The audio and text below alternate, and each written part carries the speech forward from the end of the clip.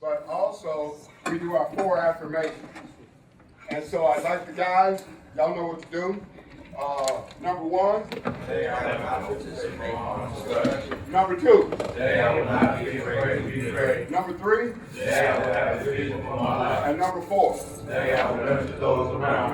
All right. The time has come for us to stop looking for others outside our community to rebuild those communities. We must raise up supermen and women to take back our communities and provide them with direction and vision. No one's going to do it for us. We've got to do it. We've got to do it.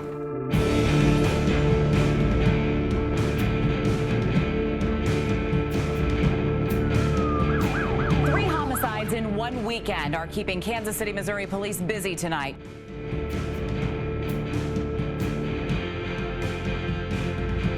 There was some poverty maps of Kansas City, and you could trace the higher levels of poverty straight down Troost Avenue. This was just done last year. Police say 31-year-old Darnell Pearson was murdered outside his apartment building. People believe that the closer you get to Troost, the more violent life becomes.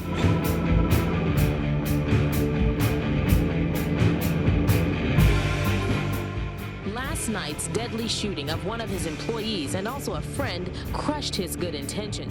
It's amazing. It's like 2 different cultures are living side by side. One is successful, the other not so successful.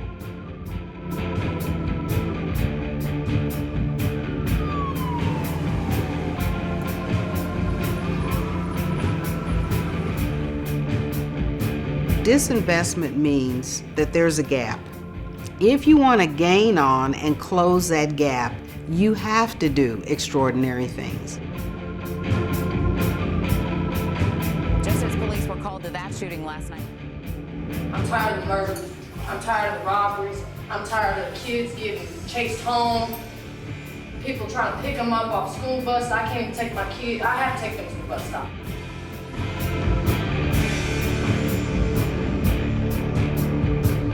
The struggle that's happened within our culture and within our American history regarding racism and prejudice is well known, but there are certain cities that sort of highlight this more than others, Kansas City being one of them. We suffer from hyper-segregation.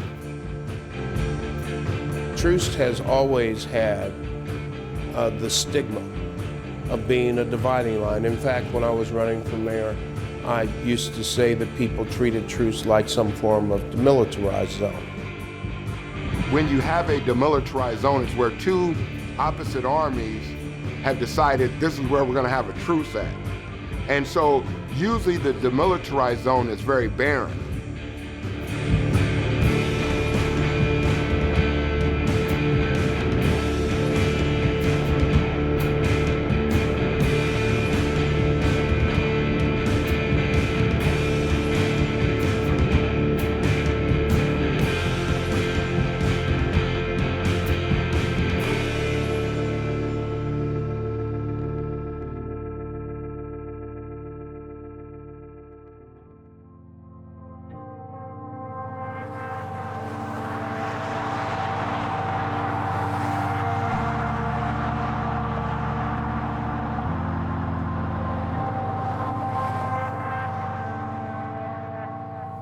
Hi, I wanted to ask a question about crime. I'm a true believer in the actual Troost area. I was also born and raised here as well. And I chose to be on Troost. I didn't end up there. I opened Barbershop 67 at 3402 Troost. I wanted to open a business within the urban core, specifically in an area that was underserved. But on November 16th, things just changed for the, for the worse. A business owner hoping to breathe new life into an East Side neighborhood is now mourning the loss of his employee and friend. People come into your life and they are there for a long time and they make a huge impact, and sometimes they come into your lives and they're there for a short period of time, and they have just as powerful an impact. Although police have not released his name, Craig says it was Joe Jackson, who had only worked there a month. Craig hasn't given up on the area. He's keeping his business open.